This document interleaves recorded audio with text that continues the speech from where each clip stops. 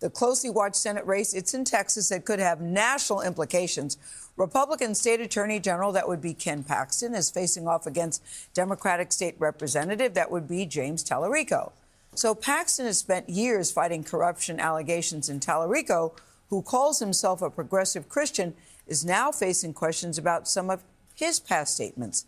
Ed O'Keefe spoke to Talarico in his first network news interview since Paxton officially became his opponent.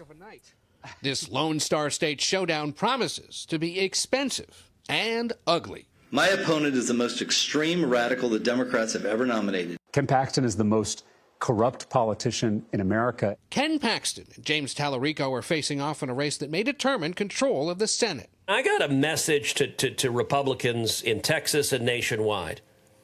Do not take this general election for granted. Talarico promises to take on the scandal-plagued Paxton with a focus on corruption. The real fight in this country is not left versus right, it's top versus bottom. We're all getting screwed. None of us can afford anything. None of us can get ahead. Paxton calls Talarico radical, in part for comments during debate over transgender rights. Do you still believe there are 6 biological sexes? I know there are 2 sexes, men and women. I also know there's a very small percentage of people who have these chromosomal abnormalities, and I believe they deserve to be treated with dignity and respect. And this.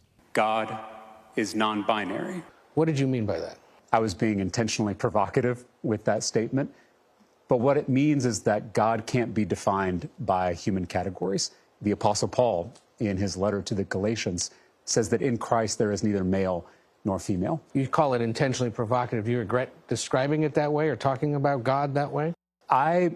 There are some statements that I've made that I certainly regret, but Ken Paxton is intentionally clipping my cringy comments to distract from his career of corruption.